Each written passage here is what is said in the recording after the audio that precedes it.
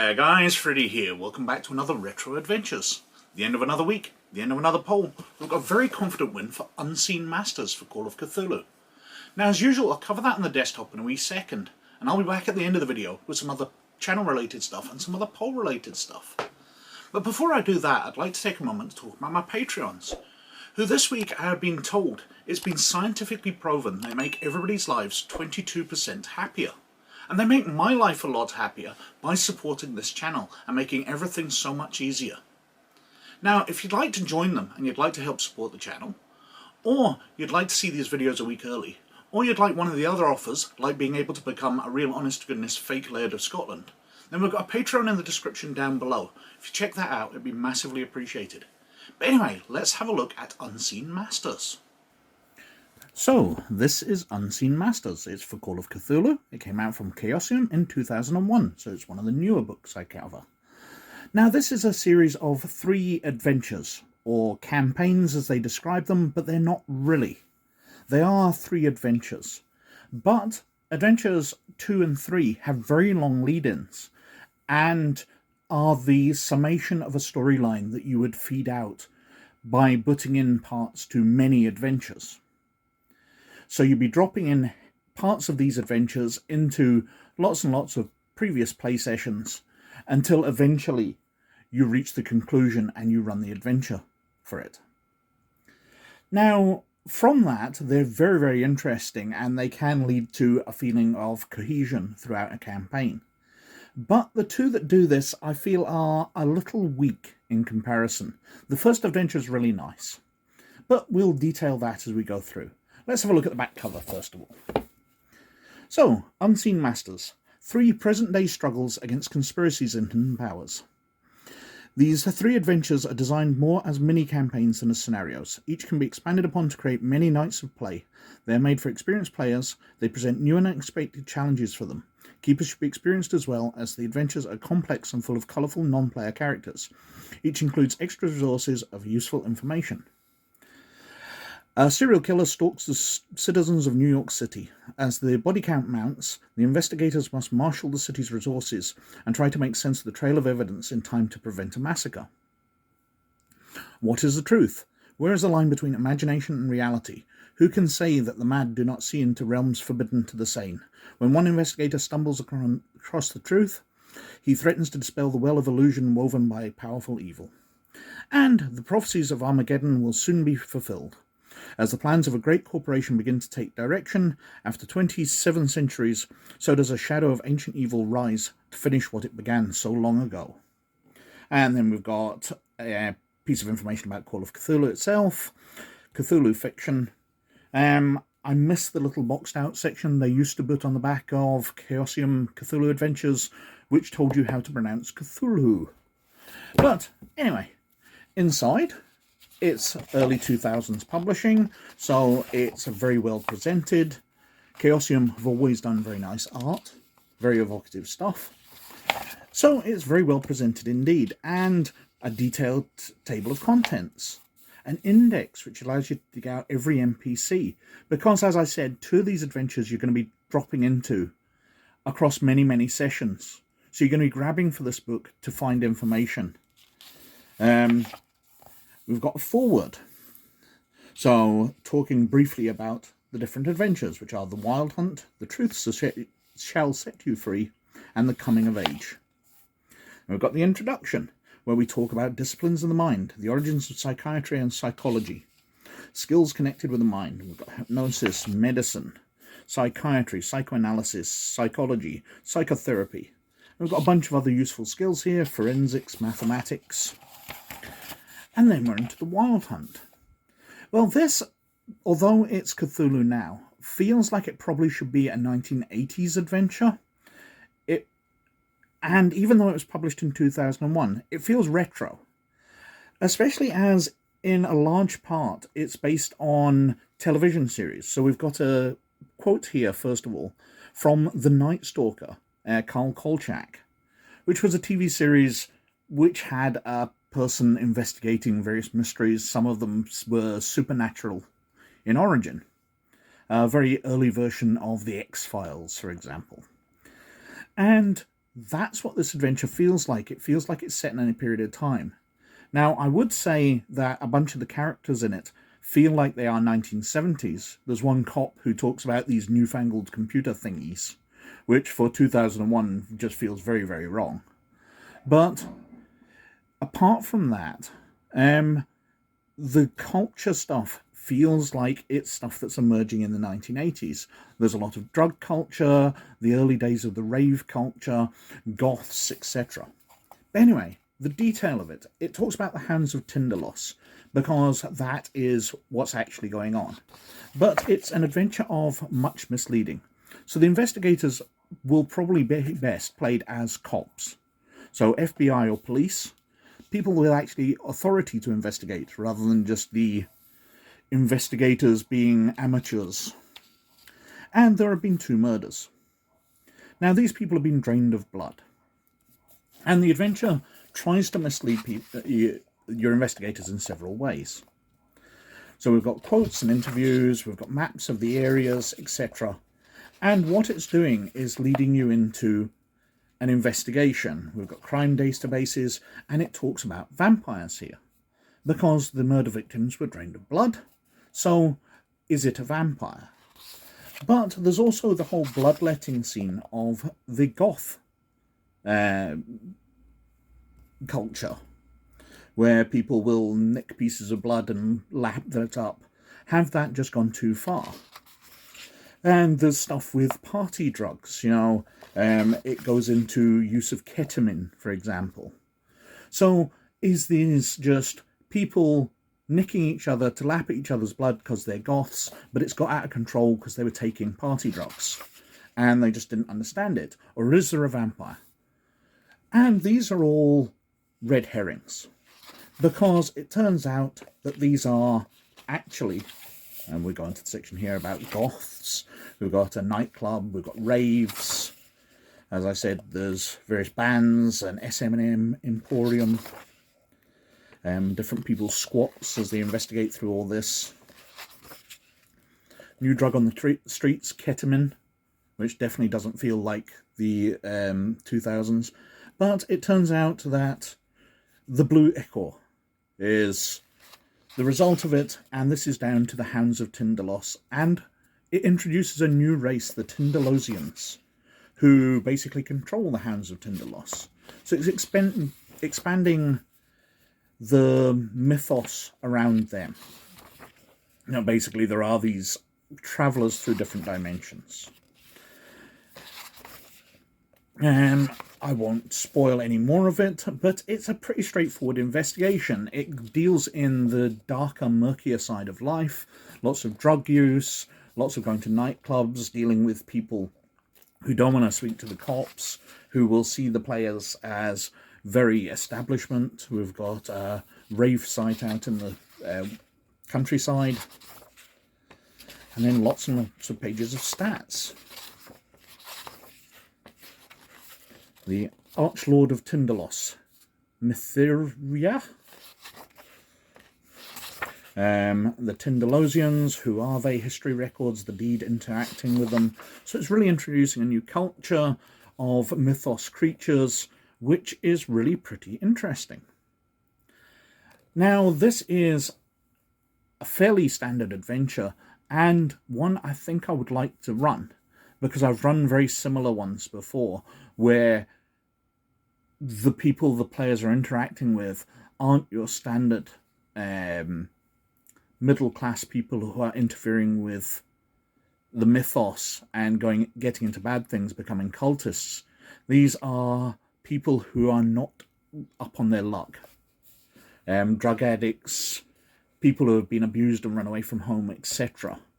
And I like running adventures like that. It sort of delves into the murkier side of life. So this adventure I feel quite compelled by. The next adventure, The Truth Shall Set You Free. Now, this adventure's set up that at some point the players will encounter a book. Ye Naked Truths. It's a book of mythos, and one of the players will read it.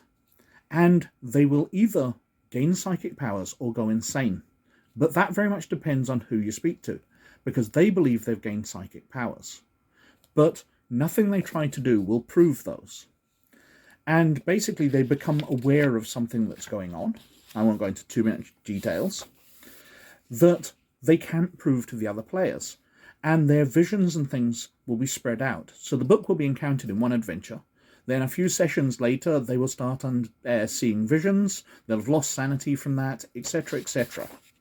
And through time, they'll be getting dreams, another dream, another dream. They'll be seeing various stuff, crossing the threshold, various monsters, a very nice lobstery type creature there. And they believe they're becoming psychic. They believe they can see things that other people can't because they've been granted abilities by reading this book. But everybody else will just think it's sanity loss. But this seems to gamble a lot on players not believing another player. And also, in Cthulhu, a game where people can lose a lot of sanity, can be kicked out of games very quickly because their character's either too badly wounded or they've lost their mind. Cthulhu, I find, has a very high turnover of player characters. But you've got to keep this character in, otherwise your storyline just can't carry on. You've wasted the end of the adventure. Anyway, there's investigations through, a psychic place, Knightsbridge's secret, mysterious friends, and they discover more. There's comic books which reveal more about it. They visit a comic shop. The artist of the comics, which is communicating everything, Ralph Pickman. And so forth until they stumble on the conspiracy, the Order of the Sword of St. Jerome. And, of course, save the day or die trying. As I said, it's an interesting idea that you can thread throughout. It is only one adventure with a lot of background to it to be spread out through all your whole campaign. But again, it relies very heavily on keeping that one character alive. Cult of Daeloth, Touched by the Divine, and then we're coming to the coming of age. Horrors of the mythos hit home for the investigators when the messenger of the apocalypse dons the form of a loved one.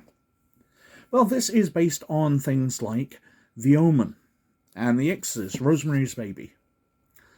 This is, again, something that's spread out over a long time, with a final adventure where all the threads come together.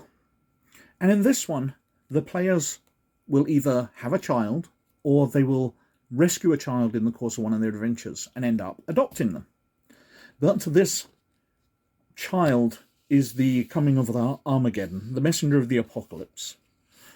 And they will end up having to stop this. But it's in the form of somebody they love. So there's supposed to be lots of role-playing and you're torn against hurting somebody you love. But again, this gambles very heavily on your players reacting in a certain way. If I was to try and dump a non-player character child for someone to adopt into any of my games, the players will be making up reasons why their lives are too dangerous for them to look after a kid. We're going off on investigations. We're inviting magical items into a home where monsters can hunt us down. That's not a safe place for a kid. We'll put them up for adoption. We'll pass them off on somebody else. So they're not going to be close to this NPC. They're probably going to get rid of them. We've got a lot of background information. The Haunter and the Crystal, middle 19th century. We've got the plot. David is the son, nephew, or ward of one of the investigators. Every summer, he and his two close friends, Sam Gillian and Chester Clark, go to Camp Nar Aqua for 6 weeks.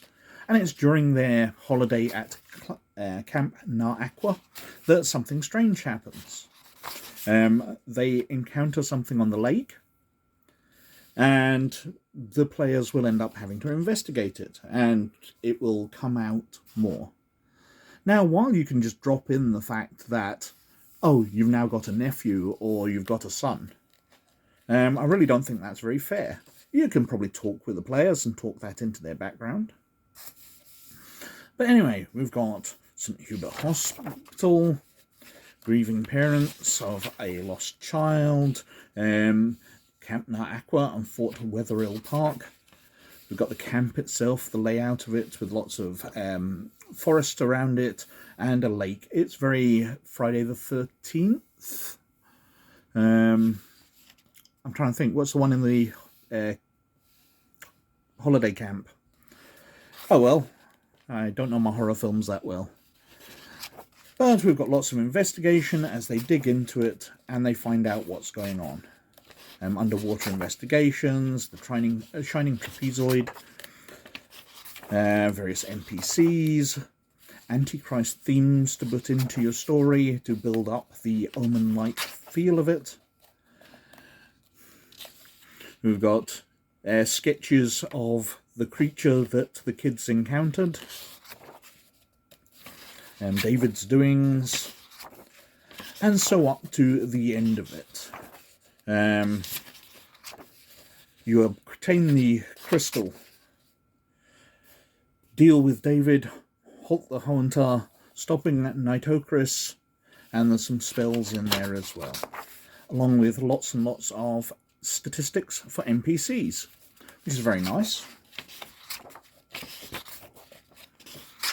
Some more spells, New World Industries, the sort of organisation that's involved in it. And then we've got appendices, basically talking about how to weave these into your campaign. It's also got a large section here adapting it for Delta Green, which is very nice. Delta Green was a very popular source book about that time before it got spun off into its own role-playing game. And there's lots of information about how the different organisations might connect up to the elements within these adventures. I really do like that. There wasn't a lot out for Delta Green, so weaving in pre-published modern-day Call of Cthulhu adventures is very, very nice indeed. And then we've got acknowledgements and references. We talk through Kolchak, Vampires, Tindalosians, Daeloth, Comic Book Madness. We've got various Robert Bloch stories, The Bad Seed, shaped by Demon Child Cinemas, The Omen, Omen 2, Omen 3, Omen 4, Rosemary's Baby, Exorcist and Exorcist 3, Internet Evil, Odds and Ends, more Robert Bloch ones, and Delta Green stories.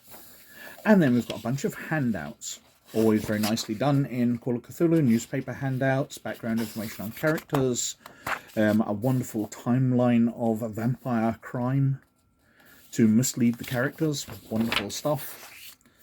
Lots of crumpled pieces of newspaper and notes that they find, autopsy summaries, the comic book page, loads and loads of feelies to hand out to your players so they can dig through the evidence while you're doing something else. They can bring out those. And David's drawing. Dr. Cristano's stuffed animals. And that's very much reminiscent of Five Nights at Freddy's these days. And a modern Cthulhu character sheet, including the skills which they had earlier in the book. As I said, the first adventure in this I like a lot. It's totally in genre for things that I like to run. I do like to run modern day, more grungy type Cthulhu stuff. The other two adventures I feel are of less use because there's a lot of railroading going on. I feel there'll be a lot of forcing your players to do things to keep those elements in play. You know, to keep the insane character in play, to keep the adopted son, nephew, etc. in play. You'll be doing a lot of arm twisting to keep your players online without revealing too much is going on, without signposting to you, oh, this NPC David, he's going to be evil and he's going to be important later down the line, you're stuck with him, please play along with that. Anyway, it's a great book for that first adventure, in my opinion, and the other two have a lot of ideas in there which can be very, very useful to you, but I don't feel they are essential adventures themselves. So that was Unseen Masters, and that won the poll this week with some 35% of the vote. A confident lead over the second place with 28%, The Power Behind the Throne, the third part of the Enemy Within campaign. But that was shooting up, and I think if the poll had gone on much longer, then Power Behind the Throne might have stood a chance of winning. And in third place was Out in the Black for Serenity on 20%. And that actually dominated and was winning the poll for the early part of the week. I actually thought it stood a chance. But again, Call of Cthulhu dominates these polls with adventures quite often, so it led out ahead. And trailing way behind was K for Dawn for 2300 AD on 14%, and the Medellin Agent for the wonderful Millennium's End on only 3%, showing that nobody loves it at all. But as usual, they're all cleared out of the poll, and we've got a fresh one going, and it's back to a DrivethruRPG one. So this time we've got the Soviet Vehicles Guide for Twilight 2000, which came out in 1987. Now, I've covered various other Twilight 2000 books, but I think this is the first time I put this one into the poll, so perhaps there'll be some interest in it. Then we've got Paranormal Animals of Europe for Shadowrun, which came out in 1993. Now, I've already covered the Paranormal Animals of North America, so this is the second book in the series. It'd be interesting to see whether they learnt something from the first book, which I thought was very heavily based around crazy animals, which you wouldn't use very often, whereas more useful ones, guard animals and the like, weren't in the book as much. Third, we've got Gundark's Fantastic Technology, Personal Gear, for the Star Wars role-playing game, which came out in 1997. A great source book with lots of weapons and equipment in it, loads of stuff for fleshing out your characters. Then we've got the Reformation Coalition Equipment Guide for Traveller the New Era. Now, I don't have much for Traveller the New Era, and it wasn't the version of Traveller which was current for very long, because Games Designers Workshop ended up going out of business. So there wasn't a massive amount of stuff, but it was very well supported to start off with. And finally, we've got Sourcebook 2, The Mechanoids for Rifts. Now, the Mechanoids obviously had their own role-playing game before this, and this was how Palladium Games brought them into the Rifts universe. So it'd be wonderful to look through that, because they are a very iconic part of the Palladium metaverse. So it'd be wonderful to cover that book. Another channel-related stuff, well, the Discord's been very quiet. I've been making a few comments on there, we've been chatting a wee bit, but again, it's been pretty quiet. But if you've got anything you want to speak about, jump on there and I will respond. I perhaps will take a day or so to get back to you because I've missed your message appearing, but I will get back to you. Over on rpggamer.org, well, we've finished covering the Young Jedi Adventures and we're actually on to Ahsoka. The first couple of episodes have come out, which I've enjoyed, even though I thought the characterization wasn't quite on par with the way the characters were in Rebels. But it's a fun series and I'm starting to get used to it, so we'll see how that goes as we go along, and we'll start statting that out. I've also covered a couple of issues of the Vader comic, which has been very interesting through its run, although it's getting a bit stale now. And over on DrivethruRPG, well, I've been releasing lots of books of NPCs. I've been enjoying those, creating characters along with stats for Cyberpunk Shadowrun and now 5th edition D&D. So if you want to have a look at those books, check them out on DrivethruRPG. There'll be a link to my shop down below. But also, you get access to all of these if you join the Patreon at Librarian or Laird status. There's a Google Drive with now, I think it's about 130, 135 different booklets that are put together and selling on DrivethruRPG, which patrons of those levels get access to. Apart from that, I can't think of much going on, and I've probably been wittering on for far too long already, so thank you very much for watching, as always. But most of all, you look after yourselves, and I'll catch you later. Bye now.